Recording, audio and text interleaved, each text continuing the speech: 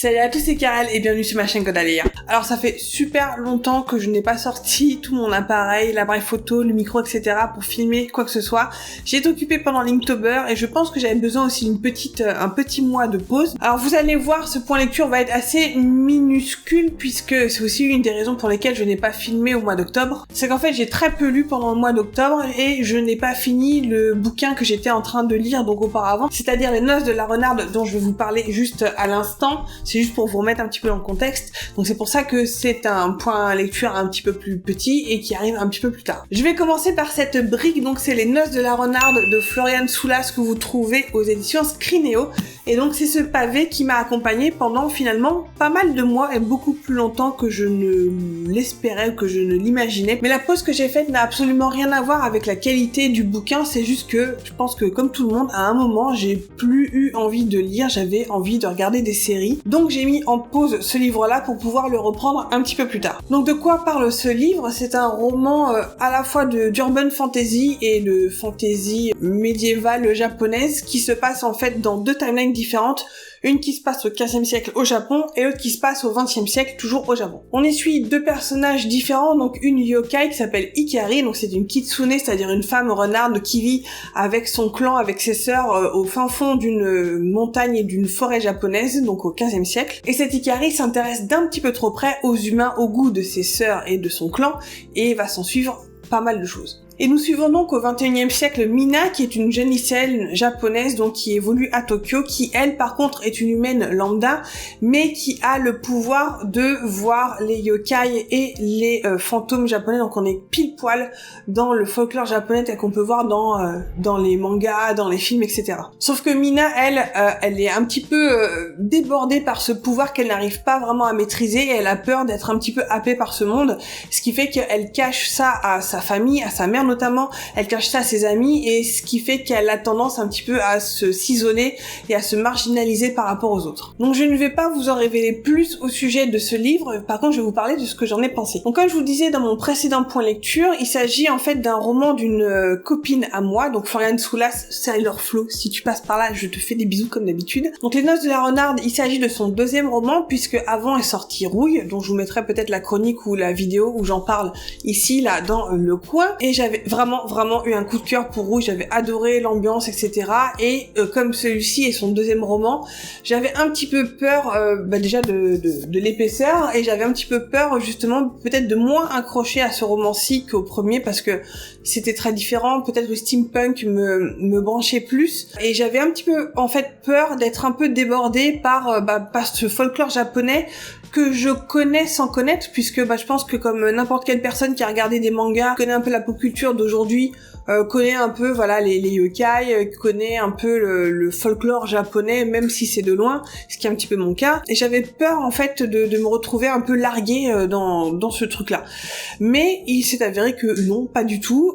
J'ai vraiment retrouvé mes petits complètement là-dedans. Je pense que il faut prendre ce roman-là comme il est et pas à s'attendre absolument d'avoir une réplique de Rouille, puisque Rouille était un roman qui était un peu plus nerveux, un peu plus rapide, plus dynamique, alors qu'ici on est beaucoup plus proche justement d'une temporalité plus japonaise, plus qui prend son temps, où il y a des fulgurances à des moments d'action, etc. Il y a des moments qui sont plus dans la contemplation. Et donc je peux comprendre qu'il y a des gens qui ont trouvé un peu le temps long dans ce roman, mais moi pas du tout. Pour vous donner une idée, j'ai laissé de côté le bouquin pendant quasiment 3 semaines, un mois, et j'ai repris le livre donc à la fin en fait de mon Inktober. Je pense que c'était lié à mon Inktober, ce besoin de couper court un petit peu. Il me restait quelque chose comme 180 pages à lire pour terminer, donc j'étais vraiment allé loin dans le bouquin, et je pense que les 180 pages qui me restaient, je les ai lues en 2 jours. Donc voilà, c'est pour vous dire que je pense que si j'avais pas eu cette coupure en plein milieu, je l'aurais terminé beaucoup plus tôt. Bref, voilà, ça a été une très bonne lecture, un livre dans lequel je me suis finalement pas du tout perdue ou quoi que ce soit, où j'ai encore une fois beaucoup apprécié la plume de Florian, que j'ai retrouvé aussi depuis Rouille, mais voilà, avec ce côté un peu différent, un peu plus qui prend son temps par rapport à Rouille et qui ma foi était très agréable, et j'attends avec impatience son prochain roman. Il va être dans un genre totalement différent puisqu'il me semble que ça va être de la science-fiction pure et dure.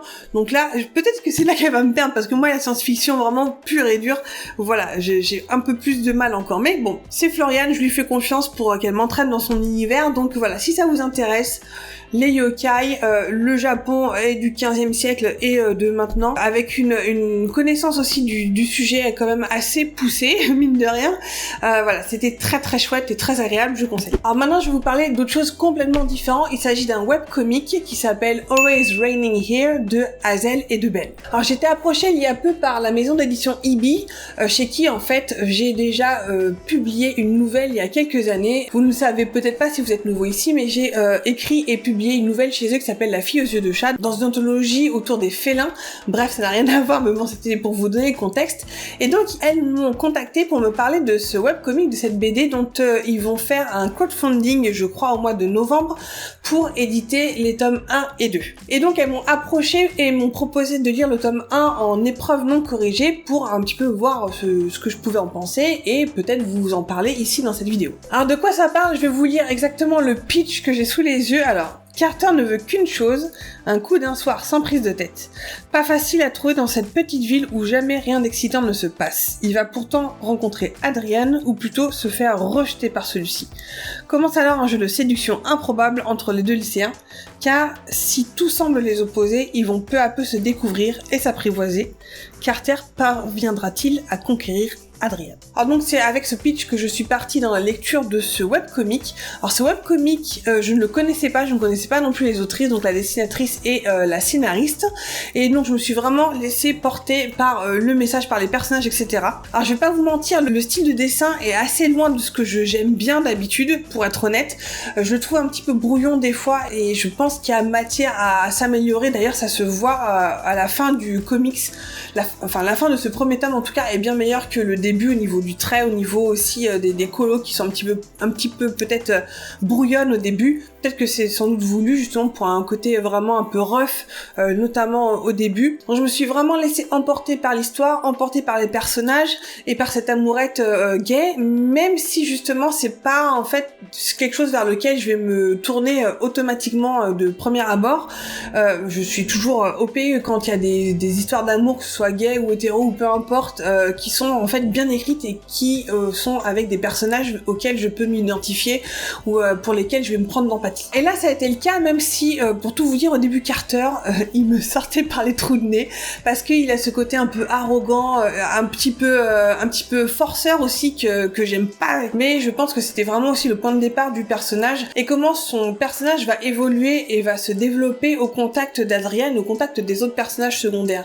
Et c'était vraiment quelque chose justement qu'on va apprendre petit à petit, pas à pas. Et donc c'est un webcomic qui est très tranche de vie, qui se passe je pense a priori au Canada, puisque je crois que les autrices sont canadiennes. Mais voilà, on a cette ambiance un peu très Amérique du Nord, dans des campus, etc. Enfin, dans un lycée, dans un high school, quoi. Quelque chose qui est très, qu'on connaît un petit peu parce qu'on a tous regardé des séries de ce type-là. Voilà, c'est un truc qu'on va vraiment se prendre l'affection petit à petit au personnage.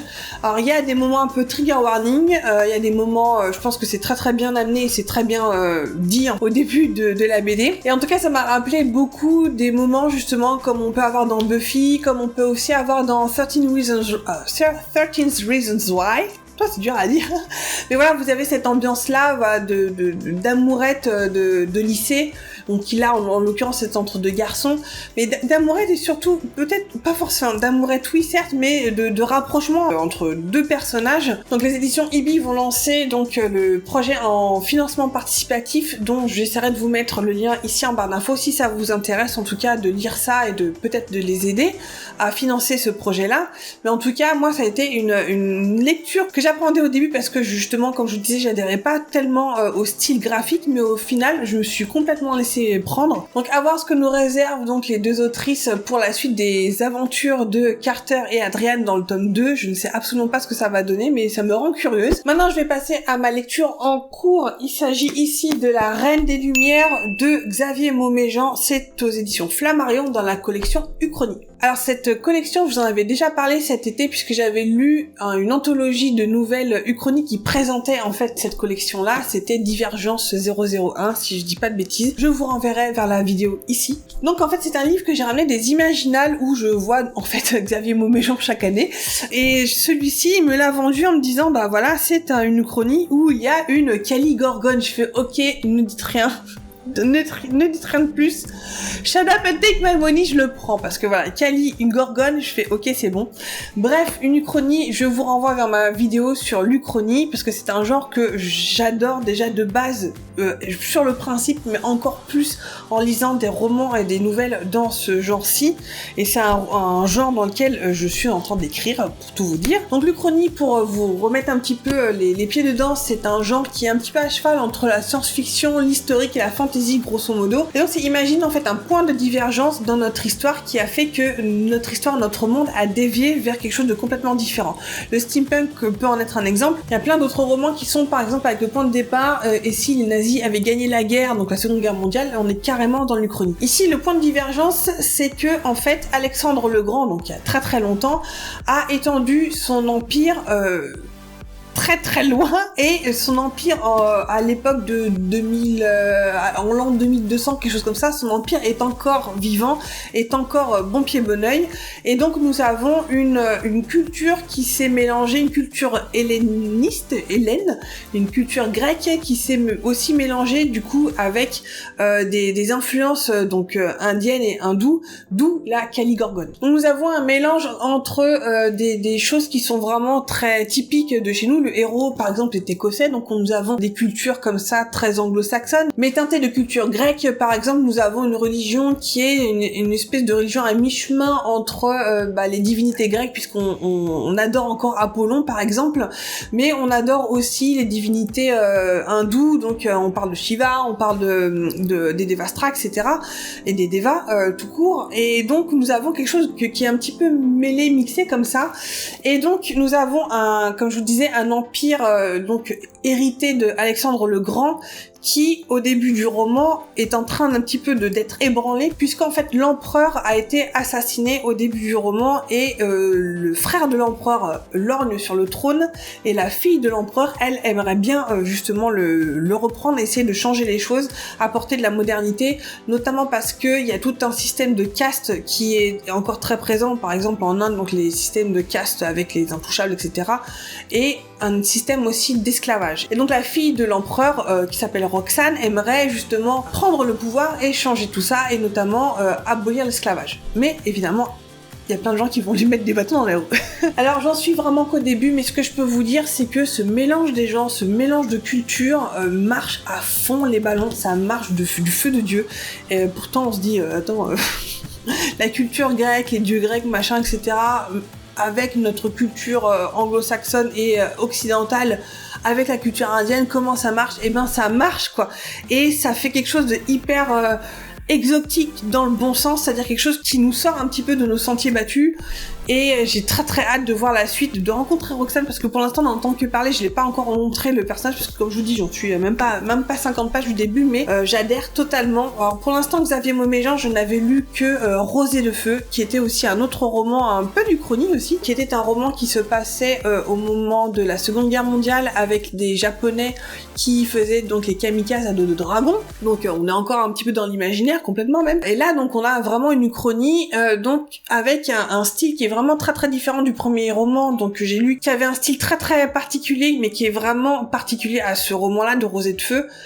Et je trouve que la plume, en tout cas, de Xavier Mauméjean se lit absolument très facilement, et même s'il y a un côté très érudit et très viens dans mon monde et viens, je vais t'expliquer des trucs, il y a ce côté-là où c'est un conteur d'histoire et on tombe vraiment à 2 pieds joints dedans, et moi j'ai juste envie qu'il continue à me raconter ces histoires. En tout cas voilà, c'est tout ce que je peux vous dire à propos de ce roman-ci. J'ai hâte de le lire, j'ai hâte de le finir, et peut-être de découvrir d'autres romans qui sont aussi dans cette collection-là, parce que pour l'instant, entre l'anthologie de nouvelles que j'ai lues et celui-ci, pour l'instant ça me plaît beaucoup, et je sais qu'il y en a d'autres, donc affaire à suivre. Voilà, c'est la fin de ce point lecture, je vous avais dit qu'il serait court, j'espère que ça vous aura plu. Encore une fois, si vous avez des questions, si vous avez des remarques par rapport au livre que je vous ai présenté, n'hésitez pas à me laisser des commentaires, je me ferai une joie de vous répondre. Là-dessus, je vous souhaite d'excellentes lectures, je vous fais des gros bisous, et je vous dis à la prochaine dans une nouvelle vidéo. Ciao!